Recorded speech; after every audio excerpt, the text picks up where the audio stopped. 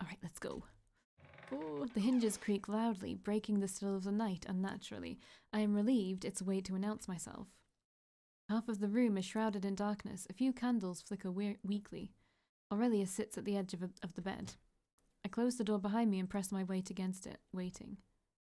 Aurelius looks up at me, his face a picture of calm. Not calm, emotionless, impassive, lost. For the first time ever since I met him, Aurelius seems to not have a plan. His gaze on me is vulnerable, as if searching for a way to remedy the situation, something we both know he will not find. After a while, he closes his eyes in defeat. I stay at my spot. I can't find myself to speak any words of consolation, knowing they will be in vain. However, my offer to stay by his side is there regardless. Come here. His command sounds like a whisper. The hoarseness of his voice turns it into a plea. Wordlessly, I push myself from the door and make to close the distance between us. I mean to sit down at his side, but before I can do so, Aurelius reaches out, turns me around and settles me into his lap. His warm lips flutter briefly against the shape of my ear, then one arm snakes around me as Aurelius presses his chest against my back. I frown for but a moment and relax immediately. I suppose he doesn't want anyone to see his expression right now. His actions are unusually gentle, without the least bit of strength, and I sense the tiredness in the base of his soul. I'm here. That is all I can say. Stay with me. That is all he replies. Daybreak streams through the window facing east, drenching the bed in sunlight. I hear the door open softly. Good morning, Sala. Good morning, Lady Rosencruz. Did you sleep well? I turn my head and return Sala's smile. Yes, Sala, thank you. You're awake early this morning. I look away, back to the window and the rising sun. Will you miss Eskia, Sala? It makes me happy to accompany my master, the king, Lady Rosencruz. You didn't answer my question. Sala laughs gently, and she lays my court dress in front of me. Please dress when you are ready, Lady Rosencruz. The coronation ceremony will begin in less than an hour. Seren, I must get used to calling him Your Majesty now. I muse half to myself. Sala smiles mysteriously without looking at me. She seems to be quietly amused by something. Not now, I think, Lady Rosencruz. The coronation is not exactly finished, after all. True. I reply absent-mindedly, slipping into my court dress. It is not like Sala to bring up points of technicality. Prince Aurelius, likewise, has not yet created Crown Prince of Eskia. Has not been created, blah, blah, blah, even though he has become the unofficial leader of his brother's nascent Privy Council.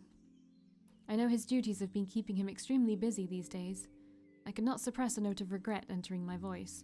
I haven't been able to meet him in private even once after that night. Aurelius may be harsh towards people, but he is even more so on himself. His own expectation has kept him moving on. Yet I have caught him uncharacteristically staring into space more than just once. He will need time to overcome Harris's betrayal, and sadly, there is nothing I can do for him. If Sala detected that note of regret in my voice, she is discreet enough not to remark on it. Instead, she appears to change the topic. Prince Nazir has written another letter and reports his sound health. I'm glad to hear that. As the second eldest, Nazir should by rights have assumed the position of Crown Prince instead of Aurelius. But Nazir has, of course, never been afflicted by the desire to rule. I heave a sigh as I stand fully dressed. Shall we go, Sala? At your pleasure, Lady Rosencruz. Still smiling mysteriously, she follows me across my bedroom suite for the final time. The princes have decided to meet you today. Have they? I walk the last few steps to the door and pause. Hang on. We're leaving right after the coronation, aren't we? There isn't time for the princes to meet me afterwards. Not afterwards, naturally, Lady Rosencruz. She puts her hand on the doorknob. They wanted it to be a surprise. And opens the door. Up at last! You took your time. Can we skip this part? No. You! The soon-to-be former king of Eskia, not one less bit caustic in the face of his abdication, raises a sardonic eyebrow at me. I keep telling these sons of mine to go to the throne room before the coronation begins without them. Yet they insist. He spreads his hand in a gesture of helplessness. It won't be a minute, father. Seren reassures in his most placatory tone. It had better not be.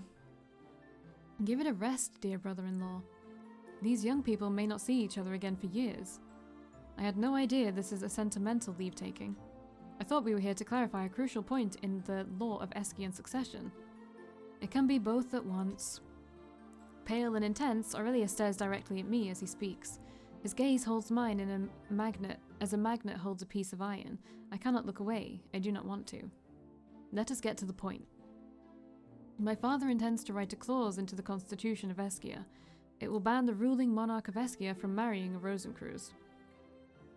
It would not do to strengthen the Rosencreuz element in our blood. It would be troublesome if a situation were to arise when all eligible heirs to the throne undergo awakening. They will become disqualified from the succession. That's a good idea.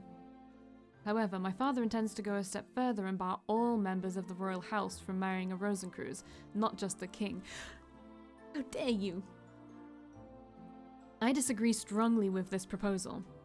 I understand his meaning immediately, and am astonished by his boldness in raising this openly. Why so, son? Is there a Rosencreuz any of my children wishes to marry? Yes. Aurelius replies immediately, not taking his eyes off me. The king's gaze darts between the two of us, understanding finally sinking in. And if this member of the royal house must choose between his inheritance and his love, which will he choose? I try to keep my face attentive and impassive, but my breath catches in my throat. There is no question of choosing. I want both, so I shall take both. Okay, fucker. He steps forward and takes my hands in his. They are icy cold, and they hold mine so tightly it hurts. Passion in most people burns red and hot. In Aurelius, it burns like the frost in winter, like a piece of ice held fast in the hand that cannot let go. You said you'll be at my side, and so I will take you. Without sparing a glance at the others, or the crowd of pages and maidservants who are gawping at us, he takes one more step forward, and plants his lips firmly on mine. They are hot and passionate, and entangle me in a long, deep kiss. 2 strong arms enfold me, and I melt into his embrace. Dear, dear. I suppose that settles the matter. We pull apart. Aurelius is breathing heavily, while I have quite forgotten how to breathe. So it does. Feeling everyone's eyes on us, I cannot help but blush, hissing at Aurelius. Your Highness, please mind time, place, and occasion in the future. Don't be bothered by such trivial matters. No, please be. In the distance, the bells of the palace begin to chime, calling the guests to the throne room. Time to go. Valkii, Sala, I will see you two by the royal stables after the ceremony. You'll be missed, young Rosencreuz.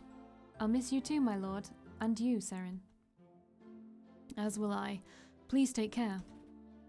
With those words, they depart. I turn to Aurelius. We'll meet again. You have your duties and I have mine, and they will bring us to different places for now. Just as one day they will bring us together again. Louder and louder chime the bells. He holds my hands for a second longer, and then lets them go. Without another word, he follows Seren and the Lord Regent away from me towards the throne room and his future. Still waters run deep, Lady Rosencreuz. For some reason, her remark made both of us burst into laughter. I don't know why. We join the throng steaming into the throne room. What? Attired in robes of state, Seren marches slowly and magnificently up the throne room and in time to the rings of the great bells. Immediately behind him are Aurelius and the Lord Regent, followed by 2 columns of attendants, their uniforms burnished until they gleam like silver in the light. Though Seren is the center of attention, I cannot look away from Aurelius. Oh ho ho. His gaze flickers to me as he walks past, and for the briefest instant, we look straight at each other. Then he walks on, going further and further away from me with each step he takes. On Seren's... Can we skip this? We already know this. Yep, we already know this. And then... Okay, at this signal, all spectators in the room drop to their knees and shout in unison. Long live the king! Long live the king! Long live the king! I find myself joining the swelling chorus, cheering until my throat is hoarse. A sweet and aching pain fills my heart, and I wonder at the tears that sting my eyes. Long live the king. Yeah, go Seren. Valkii is here. Beringer, face still flushed from excitement from the ceremony, bounds up to me and flings his arms around my waist. Behind him walks the man who had, until about an hour ago, been the king of Eskia. He raises a sardonic eyebrow at me, which he does so many times. It's his thing. You took your time. But he smiles to take the sting from his words. Hello, Beringer. Good morning, your... I bite back the words just in time. His smile widens. No more of that, if you don't mind. I'm no longer my majesty now. Why don't you want to be your majesty any longer? Because this land can only have one king, and I think it is time for my son to have his turn. Besides, I owe our royal alchemist's father a visit I am inclined to pay sooner rather than later. He looks sideways at me as he says this. I smile. Where's Neri? Waiting by the horses. Little Beringer here will ride with him. Are Valkii and Sala here yet? My old friend enters the antechamber from the direction of the royal stables, tired but happy. I can tell at a glance that Neri is homesick and eager to depart for his beloved council. At last, time to start on the journey back home. Home. He speaks the word as though it has a strange taste. I wonder how much has changed since the night. Only one way to find out. Come on, let's go. Bemused, Sala and Beringer let Neri half lead, half drag them to the waiting horses. And in another minute, we are out of the stable, cantering down the highway leading out of Fostrax to the great wide world. And now we get our epilogue. Across the lands, people have characterized Seren as a Yeah, we already know this. Plotting nobles found themselves isolated, their conspiracies were riven apart from within. Foreign powers that coveted Eskian territory turned into targets of their neighbours' avarice. Soon after Seren's coronation, the Treaty of Alliance between Eskia and Marin was signed, and I have no doubt it will play a pivotal role in the histories of both nations in the centuries to come. Nazir, on the other hand, eventually returned to Eskia. I remember the feeling of relief when I read so in my correspondence with Aurelius. Nobody knows where he had gone, but as predicted, he came back stronger than before, even responsible. Taking over the duties he has left behind, Nazir aids his brother greatly in their rulership. After the coronation ceremony, the Lord Regent was retained by King Seren. Oh, but yeah, we know this as well. Yeah, we already know that too. Yep, we already know that as well. She has... Yep. We already know this as well. He remains silent. We also know that. Yep, we know this one as well. Oh, as for Aurelius, he was right. Duty might have taken us apart, but duty would bring us back together once more. After many letters written in the deep of the nights, many fleeting meetings as I passed by, a dragon-proud fleet of the great Sval invasion appeared on the northern rims of the Bengia Sandoral Sea, and the High Council sent me in support of Eskia. In the meantime, Aurelius, who became Field Marshal of the Eskian Royal Army, wasted no time responding to this threat. The invasion fleet was 3 or 4 times larger than we had initially been led to believe. The first wave had slipped past the coastal fortifications and penetrated into the very heart of the kingdom. Their numbers, already formidable, are growing by the day. The Sval tide will overwhelm us if we fight individually. We must concentrate our forces somewhere out of their reach, while awaiting reinforcements from Marin. Indeed, the palace in Fostrax will draw the Sval like a magnet, and let them waste precious manpower on taking such a rich prize. The Sval are far from their home. We are defending ours. Our strength will grow in time, as theirs wane. I look up from the reports. The room sits in the sunken shadows of twilight. Seren sits across from me, aged, and I can see the resemblance between him and his father. The expression on Seren's face is puzzled, and the members of his king's council look like they just ate something hard to swallow. I know it is a hard decision, but Fostrax must be abandoned. At this, Seren catches himself and gives a nervous cough, looking away. I see. I raise an eyebrow, not sure what is going on. A cheery laughter breaks the awkward tension in the air.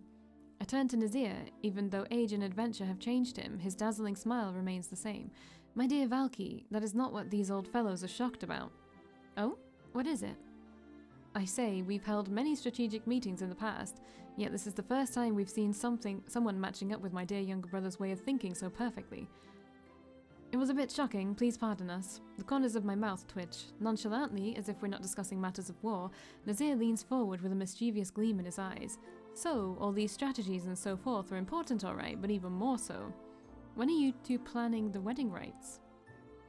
Before I can respond, I hear an annoyed huff next to me. Aurelius glares at Nazir. Same old, but when his eyes meet mine, they are tender and not any less playful. Reaching out, he tips up my chin. My heart is racing, but I do not know whether in fear or excitement. As always, I know exactly what he's thinking, what he's going to say next. After our victory banquet sounds good. With that statement, he firmly presses his lips against mine, ignoring the exasperated gasps and coughs of the present crowd. He does look older and more handsome. Nazir whistles when Aurelius pulls back. I sigh. Aurelius's hair has gotten longer, his facial features more mature, yet somehow he is still the same, aloof, mercurial and playful when you least expect him to be. Might as well. Grinning and refusing to be less daring, I lean forward to catch his lips once more in a passionate kiss. Ending 3, 2 of the same kind. That's his romance route, I guess. It was somehow less saucy than Seren's. Like, with Seren, it was like, oh, they obviously fucked, you know what I mean? But, like, because, like, it was like you had to give consent in Seren's. It was like, you can either let him go or, like, fuck, basically. But in Aurelius, it was like, stay with me. And I guess that's implying something or leaving it up to your own interpretation. Like, oh, you can believe they fucked if you want, but if you know, you don't want to, if you're not that type of person, if you're like asexual, you know, you can say they just slept in the same bed together. But I just want to let you know they fucked. I'm kidding. I mean, that's my interpretation. Can I skip this? Okay, I can make it go faster. Oh, I can skip it. Okay, cool.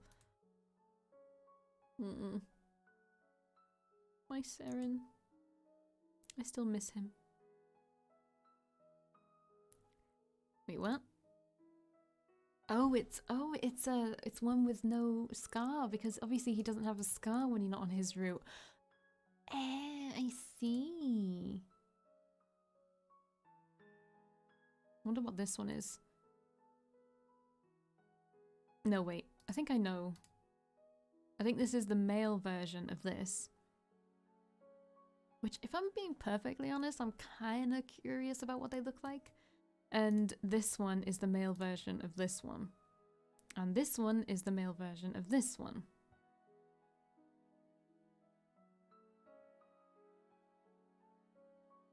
Very interesting. Okay. Let's see. Aurelius. What? How am I missing this many? Maybe they're in other... Jesus, he has... Okay, it feels like he has a lot, but it feels like I'm missing so many. What the fuck? I'm so confused. I'm sure it will be in the guide, but... I quite like the CGs. I think they are, like, shadowed very well. Is that how you say it? I don't know. Like, the lighting and, like, everything just looks really nice. Like, look at this.